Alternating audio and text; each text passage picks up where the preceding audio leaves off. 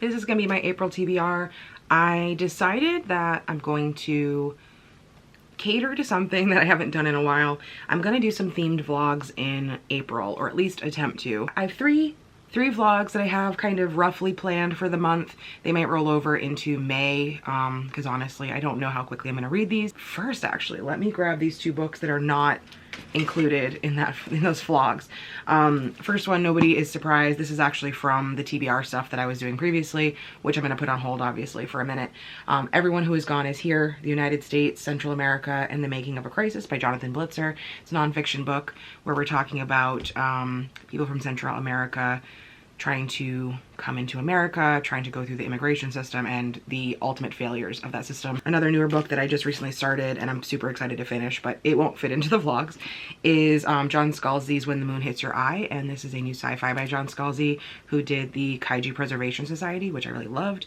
Also did Starter Villain, and this one is about a day where everybody wakes up and all of a sudden the moon is made of cheese, like legitimately made out of cheese, and it is going to be coming from a more scientific perspective. I'm about 15 or so pages into this, and it already starts with this character who works at a museum where they have like a moon rock, and they come in and all of a sudden it's turned into cheese. And at first they think that it is like some sort of trick, somebody's just swapped it out and stolen the original one, but no, it is truly a stinky cheese. Now, the themed vlogs I'm gonna do, the first one is gonna be queer sports romance, because I realize that I have a few of those already. First one here is The Prospects by KT Hoffman. This is about a trans guy who is, I believe, a baseball player, but they are like a professional baseball player, and they are on this team and they're kind of the newbie there, but getting used to everyone. And then all of a sudden his like old rival from college joins the team and is signed, and they kind of had this weird friendship where I think the rival didn't really like that Jean, our main character, was queer and also trans. It's definitely gonna be a romance though. I read, I want to say, about 80 pages, so this will probably be the last one I do in that vlog, just because I want to start fresh with the other ones. Another one is gonna be Cleat Cute by Meryl Wilsner, and I actually read Mistakes Were Made, their other book, and I did not enjoy it. It's about these two women who are on the US women's national team. I don't know anything about soccer. This is gonna be the one that I probably know the least about, and one of them has been on the team for quite a while.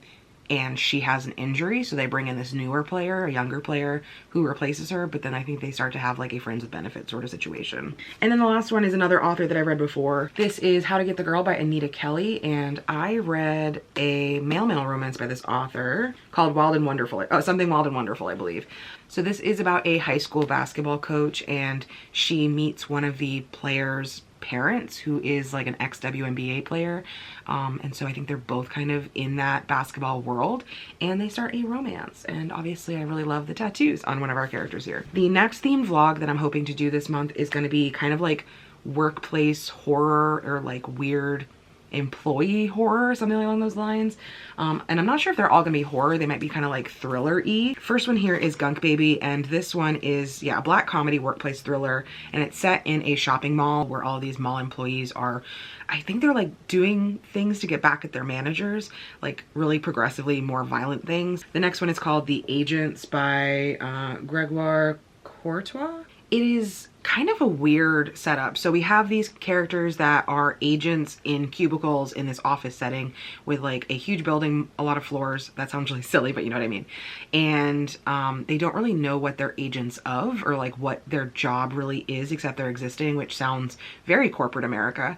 And it sounds like they are getting like progressively more aggressive and creating these like rifts between the different parts of the company, even though they don't know what the other parts of the company are even doing, and they start getting very violent toward one another. Yeah, I'll just read, I'm not going to read all the synopses, but this one says, we meet Theodore, who has amputated his toes and must stay in motion to keep his balance, and Clara, who is fascinated with the way flesh can be manipulated, as well as Laszlo, who is making some kind of art project of the whole thing. And then there's Hick, the strange new agent who seems oddly happy. The battle for key territory is heating up, and the agents aren't sure they will make it out alive. So I don't know what the hell is happening, but it might be some sort of like social experiment, because that sounds like pretty intentional that you would have these people that don't know what their job really is. Another one here for that same vlog is Dare to Know by James Kennedy. This is about a man who works for a company that has the technology to see like the exact day you're going to die, and then I believe he finds out his day he's gonna die, and when he does, it says that he's already died. And so very odd, but again, a weird workplace thing. I think it's going to kind of spiral from there as to why that would pop up, like what failure in the system there is. And the last one from that vlog is going to be The Temps by Andrew DeYoung. This one, I remember just being very captivated by our beautiful neon cover here. This is weird. This one is more about like almost like an apocalyptic thing that happens at this guy's job. He's an intern and really struggling and works in the mailroom, lives with his parents. And then I think on like the first day, yeah, on the first day of this new job that he's at, there is like a toxic gas that kills almost everyone there, and he is alive. And then he starts to find other people that are alive still in the building that worked there, and it just sounds kind of really messed up. The last vlog that I'm thinking I'm going to do this month is going to be kind of odd. I'm going to see how it goes, but it's basically going to be books that I think that Jose might like. Jose's definitely not a book person, like a novel person. He's very much more graphic novels and manga. He reads a ton, just he doesn't enjoy novels. I think he's read like 1 or 2 books the entire time we've dated.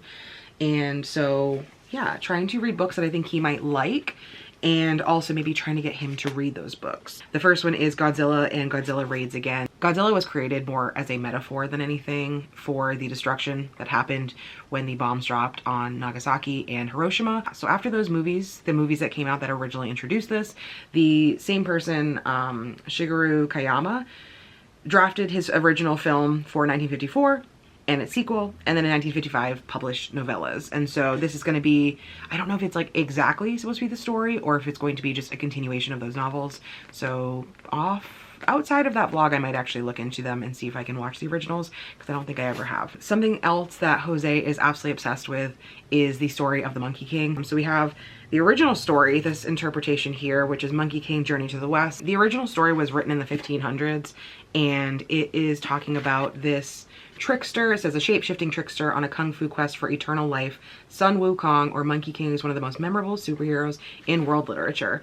And it's funny because there are so many like interpretations, and I feel like it's in so much modern literature. And so ever since I kind of found out about Jose's interest in Monkey King, I start to see it everywhere. There are even more modern video games that are based on it.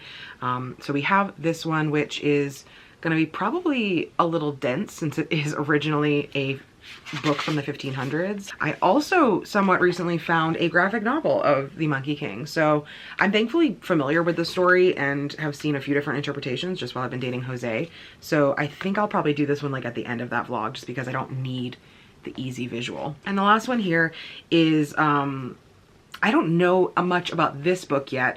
This is called You by Augustin Grossman and Austin Grossman, I can't read. And the reason I picked this up is because it's by a author that wrote one of his favorite books, one of the books Jose has read and read before our relationship that he loves.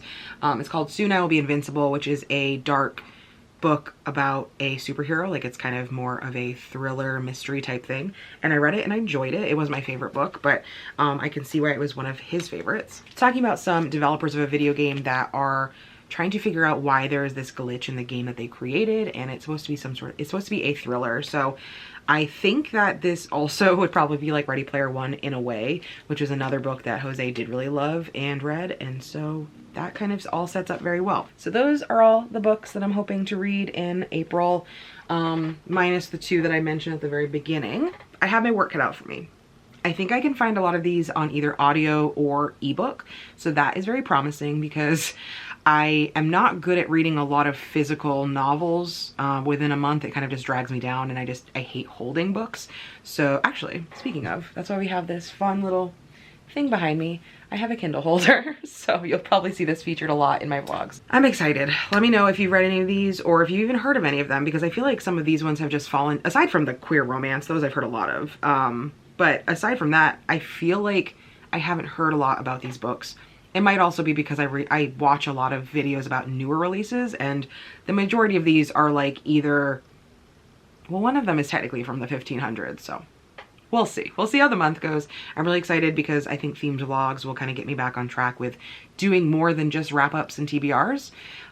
Yeah, so I hope to see you in the comments of those videos when they come out, and yeah, thank you so much for watching. I'll see you later.